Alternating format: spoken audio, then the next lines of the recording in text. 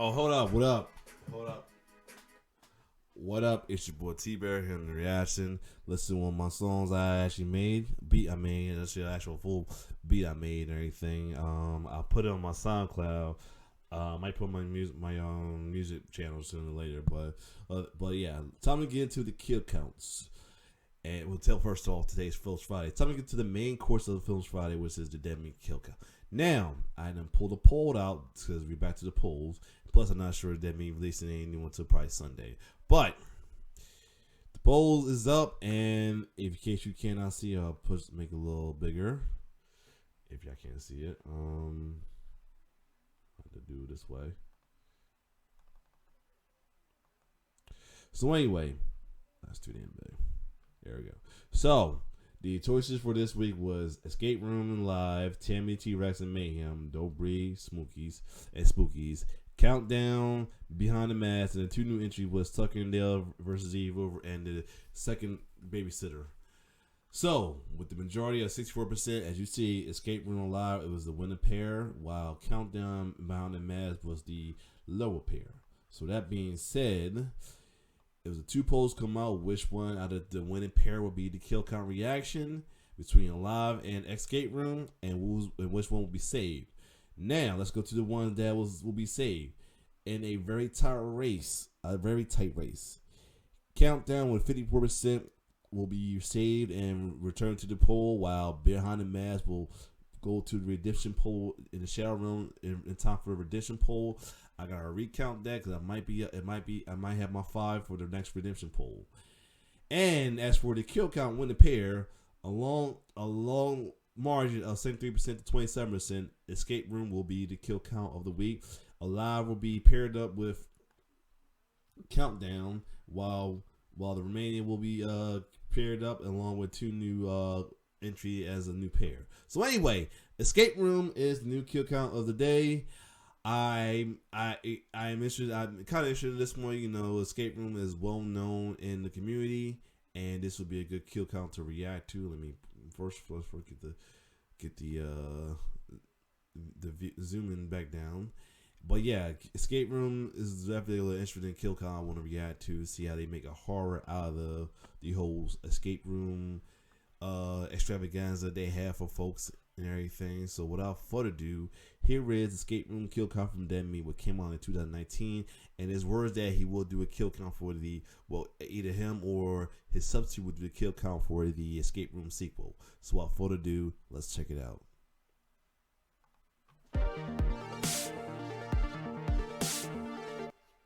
Welcome to the Kill Count, where we tally up the victims in all our favorite horror movies. I'm James A. Janice, and today we're looking at Escape Room, released in 2019. Escape Room's premise and title comes from the relatively recent fad of room-sized puzzles you have to escape within a certain time limit. Chelsea and I are enormous fans of puzzles in general and escape rooms in particular, and I will say this movie does a great job replicating the experience of looking for clues and figuring out codes. Only here, if you don't figure it out in time, it's not your pride you lose, but your life. Escape Room is a sleek film with exceptional production design. Room after room features phenomenal detailing and creative dangers for the characters to avoid. The characters themselves are fine for the most part, distinct at the very least. Some of them are played by very likable actors, which in my mind makes up for the weaker and shallower ones. And while the overall plot isn't exactly anything groundbreaking, the clue-searching sections are just smart enough to keep you from feeling like you're being talked down to. Overall, it's a fun movie. Not perfect, but not bad. If you can get past the first 20 minutes, there is a solid hour in the middle before an ending that, in my opinion, is a bit muddled and meh. Here, you start looking for numbers or symbols, and I'll start looking for bodies, because it's time for the kills. The movie begins in a fancy study. Damn, this place is picture perfect. I don't think anything could disrupt the tranquility of and it just fell through the ceiling. Okay. He frantically yammers about clues and numbers while the room starts to shrink around him. He gets all sorts of fucked up trying to figure out what to do, but since there's no scout's guide to follow, the walls close in on him before he can escape. We jump to 3 days prior so we can meet all of our protagonists. Main girl Zoe Davis is a smart but timid quantum science college student. Jason Walker is a super alpha, super aggro stock trader, and Ben Miller, that guy from the cold open, is stuck at a dead-end job with a drinking problem. Like I mentioned, this first act is definitely the film's weakest, with all these clunky character introductions and a pretty generic tone. The three of them each receive a mysterious black puzzle box that encourages them to open new doors. Through brainpower, YouTube tutorials, and violent desperation, they each unlock the prize, an entry voucher to the Minos escape room with potential prize money of $10,000.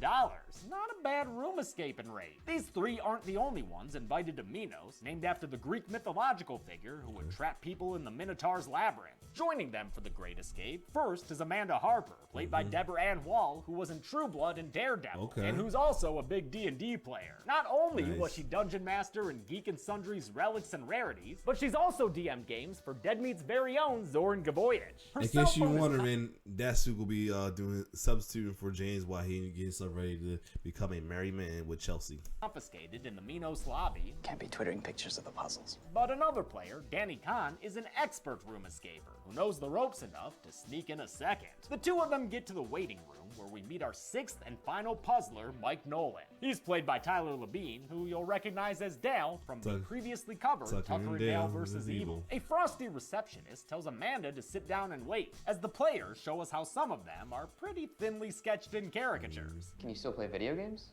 No, man, unfortunately I can't. Oh, wow. So I just have sex with adult women. Yeah, that interaction had me concerned about the rest of the movie, but luckily the other characters are enjoyable, and things start getting better right about now. Ben tries to go outside for a cigarette, but inadvertently kicks things off by exposing their first puzzle. It looks like an oven dial, which means it's probably a combination lock. Danny, who's done 93 escape rooms, tells the others to start looking for clues. They do, and we see that some of the things they find have a certain disquieting effect on them. Spooky? Amanda notes that all the magazines there are addressed to the same person. Dr. WOOTAN Yu? Oh, WOOTAN Yu? He ain't nothing to fuck with. They find what they're I was thinking Wu-Tang, but you gotta love James, I'll tell you. looking for in a Bradbury book, but when Zoe dials it in, it doesn't open the door. It instead turns on an electric heater in the ceiling. Better find more clues, y'all. This place about to be Sweat City. It's really throwing off some heat. Yeah, it's warm. Amanda's not a fan of the rise in temperature and tries to ask the receptionist for a clue, but the unseen employee has a single robotic response to their requests. Please have a seat. Someone will be with you shortly. As the room continues preheating with coils wrapped around pillars, Zoe finds another key that they can use. With it, they unlock the glass divider to reveal a mannequin receptionist who kind of looks like Kristen Bell from this angle, just a little. Things get red hot as all the windows are shuttered, turning the room into an oven and sending everyone into a panic, especially Amanda, who has burn scars on her neck. Zoe finally realizes that the key to their escape is in the coasters. When all of them are pressed down, a shaft in the wall opens up. With everyone else needing to manually depress the buttons, Jason volunteers/demands he goes in first to see what's up. He finds a way out, but as the others follow him into the vent, they run into a logistical problem with the coasters. I feel like we're avoiding the inevitable conclusion here. We're running out of hands. Once again, Zoe comes to the rescue, realizing that with a little bit of water weight, they can keep the buttons down hands-free. Zoe climbs in to help Amanda, who's having a hard time here thanks to some PTSD from her time in Iraq. We see her messed up in a flashback that shows one soldier dead in the background. Danny and Ben start filling glasses to weigh down the coasters, but when they're short a few ounces and the ceiling's broiler comes on, Ben has to use the rest of his flask stash to get them out of there, right before the lobby is incinerated, receptionist and all. The puzzlers wind up in a new cabin-looking room, with all of them rightly pissed except Danny, who somehow still thinks this is part of the experience. Amanda tries to quit to the cameras watching them and call the police on Danny's backup phone, but with no response or any cell service, they're shit out of luck and stuck. Back to escaping rooms, I guess. I'd love to know how interesting this movie is for people who don't do escape rooms, because as a major fan of them, it's actually entertaining for me to watch the characters try to figure out clues. An embroidered song lyric and some reindeer skulls cause Ben to flash back to a time when he drunkenly crashed his car, killing the 4 friends he was driving and cutting short their Christmas carol. You'll go down in history.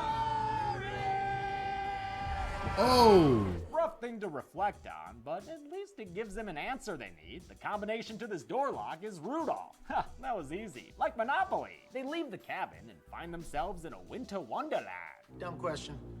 Are we outside? Not quite, Mike. There's a pissed off wall in this here room, and it is ready to vent. An inverse of their previous danger, Chapter, they now find themselves the victims of dropping temperatures, with only one coat provided for the lot of them. This Narnia-esque ice room was the biggest set of the film, and the most challenging to shoot in due to a slippery floor and that hazy gas, which required crew members to wear respirator masks. As Amanda begins a rotational sharing system with the coat, Mike finds a fishing rod, and Zoe grabs a magnet out of a bear's mouth. You know, as you do. They drop line through an ice hole into some water that proves very deep indeed. They pull up a key, yay, frozen inside a block of ice. Boo. And the only one among them with a source of fire is grimy Ben. Ew. Ben snidely throws the lighter at them, and when Danny goes to retrieve it, he falls straight through the ice. A current drags the kid away, and the others are unable to retrieve him before he drowns, becoming the first victim of this deadly escape room and the first non-flashback kill on our count. The others yell at Ben for the asshole-ish way he threw his lighter, but Jason's not one to linger on the past. He knows they have to melt this ice block with their body heat if they have any hope of escaping this room. They incubate that baby, while Jason has flashbacks to a similarly freezing incident from his past. Eventually, they get the key free and use it to progress to room number 3. Just in time, too, since this room looks like it was done playing with them anyway. Shit. This new room is a pool hall, which isn't hot or cold. It's just upside down. Aw man, how are you supposed to call your shots when the balls ain't even following gravity? Wow. By this point in the movie, it's impossible not to be impressed by the set design. That is Each and us. every room has a ridiculous how they did that. amount of That's detail how they did that that. feels like a real place. This isn't about like torturous devices on people's bodies and stuff. This is like a living, breathing space that's gonna change when the characters interact with it. The practical sets, which gave the actors a lot to work off of, were put together by an amazing construction team and art department, all working under the direction of production designer Ed Thomas. Thomas's design is the best part of this film, so I'm glad he's returning for the upcoming sequel. Nice. The speakers start blaring Petula Clark's Downtown, aka Juliet's introduction song, and right after Mike realizes that the pool table's missing the 8-ball, the room's like, yeah, well, maybe I'm also missing the floor. A very high-stakes game of the floor is lava begins, and Amanda rises to the occasion, climbing her way like a badass up and behind the bar on the ceiling. Deborah Ann Wall did a lot of these stunts on her own while wearing a safety harness. She and the other cast members trained for this sequence's 8-day shoot under stunt coordinator Grant Tully, who also helped Danny's actor Nick Dodani for his death scene, as Dodani had never swum before. Amanda finds a lockbox, but without Al Gore and his expertise around, they resort to brute force. Try 1, 2, 3, 4, just to see. Sorry, Mike, this puzzle ain't your dad's Wi-Fi network. Zoe realizes there's a sliding puzzle on the wall, so she makes her way over and starts to solve it. Better hurry there, Z. This floor is sick of being a floor. She solves it to reveal a combination based on billiard balls, but despite their best efforts to work together, the room keeps falling apart like it were brittle hollow. Zoe nearly falls down the floor shaft, but instead survives the present danger while enduring past trauma. A flashback shows a time when her parents and at least one other person were killed in a plane accident. This room's all about evoking loss, huh? Jason helps Zoe back up, and as the camera has spun with this room's perspective, Amanda cracks the code into the lockbox. Inside is the 8-ball they need to advance, but to take it to the others, Amanda will have to get over this golf. Damn it, Minos, Amanda already put her time in at the golf. She's able to ninja warrior across, but when the 8-ball falls from her pocket, she chooses to drop down and retrieve it to make sure the others can escape. After tossing it up to Jason, the final floor panel drops out. Amanda's only able to prolong the inevitable momentarily before falling to her presumable death down an endlessly long chasm. Oh, no, it wasn't endless. She definitely hid an end down there. The 4 surviving contestants move into the next room, which has a door marked triage, as this one's themed like a hospital. And not just any hospital either. This is my room. All of the players, in fact, recognize their own hospital rooms from the past recreated here. Their medical files are present as well, as is Amanda's, inside this section dressed up like a war tent. They read that Amanda was the only survivor of an IED blast in Iraq. That means she had a similar experience to Zoe, who was the only survivor of the plane crash that killed her parents. Jason was the only survivor of a boat accident after his roommate swam away, confused by hypothermia. Ben was the only one who lived through that drunken sleigh accident. And finally, Mike was the only survivor of a mineshaft cave-in shown in a flashback. He says it killed 10 people, but we only see one body here. And since we never met the other miners as characters, I'm not gonna put them on the list. Sorry. These revelations show what the 6 players have in common. We're sole survivors. So what? We're a statistical improbability. So what happened? What was about the young boy? Luckiest among the lucky. Rocky. The theme of trauma was added by Maria Melnick, who co-wrote the screenplay alongside Bragi Schutz, who came up with the initial. So hold on, what was the young guy survivor of it? I'm not sure you mentioned that or not, but comment down below if y'all did see this movie. Idea. This is one of those movies put together by producers such as Ori Marmer and Neil H. Moritz. Director Adam Robitel wasn't brought in until later, although he did make the movie his own during the 43-day shoot in Cape Town. This was Robitel's third time at the helm after two previous horror films, The Taking of Deborah Logan and Insidious: The Last Key. Whoever recruited these players knew enough about their histories to sprinkle in specific details. The dangers of each room were also tailored to their tragedies. The waiting room's incineration was similar to Amanda's IED experience, the freezing cold ice room mimicked Jason's bout with hypothermia, and the danger of the upside-down billiard room was gravity, the same force of nature that killed Zoe's parents. Zoe finds Danny's file and sees he was the only member of his family who survived a carbon monoxide incident. That's why this room's got tanks of poison gas, and they'll unload as soon as this timer runs out. The guys begin scurrying for clues again, while Zoe scurries for a metal bar to bust out the cameras watching them. A sign language clue leads them to EKG, so they strap one up to Ben in hopes that his heart rate will open the door. When it appears to be too low, they hook it up to Mike, but his ticker ain't tub thumping enough either. Jason gets the idea to paddle Mike's chest like a medic in Battlefield 2, even though in real life, defibrillators stop your heart, not make it beat faster. The plan succeeds in getting Mike's heart rate up, but he's not good to go or get back to the fight. He's dead, in fact, which is a real damn shame. Mike was an unassuming character who ended up being my favorite of the bunch. Tyler Levine is just that likable. The doors still haven't opened, and as the gas starts spewing, Jason realizes they might need to register a really low heart rate as well. He diodes himself up and meditates or some shit until his heart rate goes sub 50, which opens up the next door. He wastes no time escaping, but Zoe's not interested in following. She's determined to bring down the police state instead, so she stays behind as Ben moves on without her. Damn, Zoster, that's a good way to get foamy mouth. Ben and Jason find themselves in a room ripped straight from an art exhibit, with fingerprint-looking wallpaper and a staticky screen casting shadows on them. Ben calls out Jason's callousness and sleuths out that his friend didn't just swim away in a daze. He was actually drowned and killed by Jason so he could survive using the only jacket they had. Surviving is a choice. Make yours. Yeah, up yours. Wait, he said make yours. They find a hatch on the floor and open it to reveal Marcellus Wallace's soul inside. Glowing! And yo, man, souls are trippy as fuck. Turns out the hatch door was smeared with some kind of poisonous hallucinogen, matching Ben's inebriated state during his accident and making it difficult right now to read the next clue. Feel free to leave, but may we know it's best to find the antidote.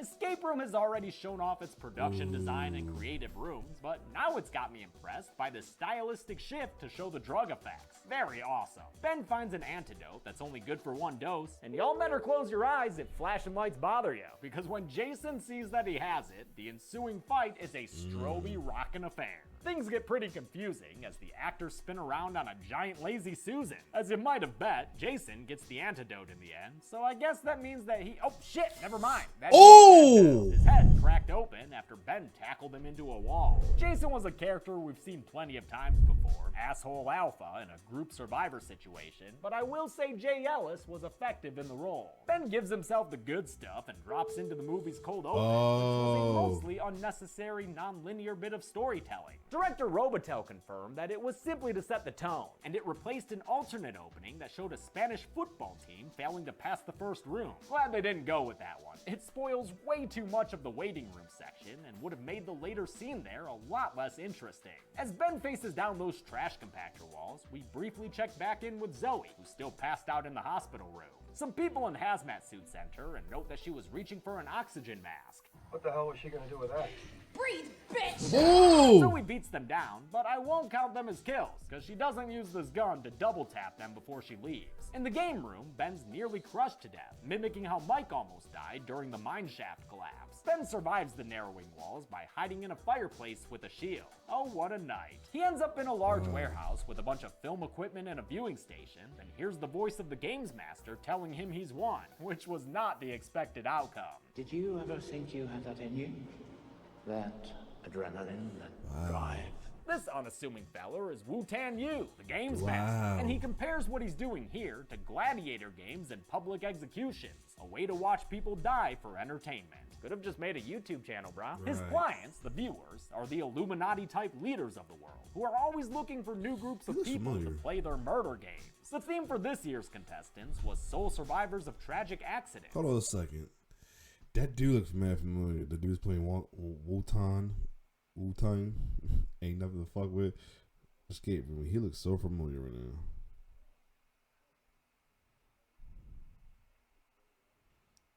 Let me see.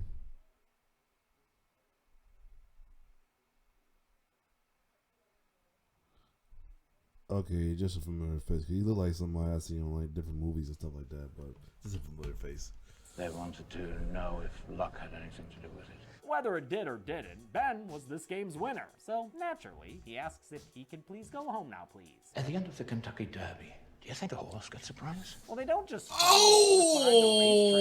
I'm pretty sure they're sold for breeding or as riding horses. That's During fucked the up. scuffle, the GAMESMASTER's screens are hacked and he shows up on them, labeled as a contestant in play. So you might want to dodge these bullets. Oh! Getting shot ain't a winning strategy. This fight with the newly invigorated Zoe, which Taylor Russell plays quite convincingly, includes fun stuff like couch tackling and bottle breaking. Ooh. Ultimately, Ben kills the GAMESMASTER by shooting him a couple of times just off screen. Though we do see the body for full confirmation. Good work, kids. You two are real winners. They escape the building together and, perhaps unexpectedly, actually get away. Like to the point where Ben gets medical help and Zoe talks to the police. But their subsequent search of the Minos building reveals that it's abandoned, with no elaborate series of escape rooms. The cops say they've found no evidence for anything Zoe said, but that doesn't stop her from putting together more clues. She realizes that No Way Out is not only where Mick Foley lost his retirement match, but is also an anagram for WOOTAN Yu. 6 months later, Zoe and Ben are getting coffee when she reveals that she's been up to some fact-finding. Apparently, the bodies of Mike, Jason, Danny, and Amanda were all found and reported as products of fatal accidents. Ben wants to leave the experience in the past and live his life, but Zoe wants to punish the people who put them through it all. She shows him that she's deconstructed Minos' company logo and discovered some coordinates leading to an industrial building in Manhattan. Best pack an overnight bag, Benny, my boy, because Zoe's already bought plane tickets for the both of you. Ben reluctantly agrees to go with her, and then we cut to a plane with an engine on fire. The flight attendants on board are in a familiar-looking situation, searching frantically for clues and trying to open locked doors. They finally break into the cockpit and find that the plane is on a crash course with that mountain right now. You gonna be able to pull up in time, lady? Ending sim! Never mind, no need to. This was all a game, or rather a run-through, complete with playtesters. This newest escape room is currently in its development stage, and tests have shown it has a 4% chance of survival. The movie ends with us realizing it's slated for Zoe and Ben, and hoping that they'll once again be able to beat the odds. How many people didn't manage to escape this movie alive? Let's find out and get to the numbers. What? Oh, fuck. Whoop. Ah! Oh, God. Oh, Lucy, get down from there. Oh, she's okay. Come on, Lucy, let's go to the numbers. Oh, wait, maybe this way now, huh? 15 people died in Escape Room in various traps and flashbacks. 9 of the victims were men, 4 were women, and 2 were unknown, giving us this puzzling pie chart we'll have to decipher. Oh, wait, never mind. I get it. With a runtime of 100 minutes, that left us with a kill on average every 6.67 minutes. I'll give the golden chainsaw for coolest kill to Jason. Not just because it was the most violent, or because it meant the end of the scary asshole character, but because of the entire fun, trippy sequence it capped off. Dull machete for lamest kill will go to Mike, because while we knew everyone was gonna die one by one, it was sad to lose him in such a lackluster way. And that's it! Escape Room came out in 2019, and a sequel is due out in just a couple of months on July 16th. As always, I'll look at that after it's out on Blu-ray. Until then, I'm James A. Janice. This has been The Kill Count. On the next Kill Count, we've made it through the Oh, night. it's a Night of the Living Dead, and I watched that, so we can skip that. Other than that, good shit, good classic right there, for real. I mean, a classic, good movie to watch right there. So, chances are, if Tremor does come out, I might check that out my next week one. Also, I gotta do a recap on the Redemption poll, see if I got enough for it, because I tried to get up to 5 for that, or possibly do a pair if I overdid it. But other than that, This was good. So, next week, next poll will include, if we can do a recap, next poll will include Alive and the Surviving and the safe kill countdown was being put together. Return will be Tammy T-Rex and Mayhem, Don't Breathe and Spooky, which as well as Tucker and Dale and the babysitter Killer Queen, which all be shuffled up, shaken. Will all be shaken up. So and then 2 new kill counts will be added on there. Possibly I might add the trimmers and some other kill counts in there as well too. But other than that, if you like my reaction, like, share, subscribe to my YouTube channel. It's your boy T-Bear signing off. You know what? I'm gonna do this. I will possibly add trimmer if it is on there, and pair it with the Friday 13th recount, so I can return to that. But other than that, if you like my reaction, like, share, subscribe to my YouTube channel. RIP City Poitier. It's your boy T-Bear signing off. One love.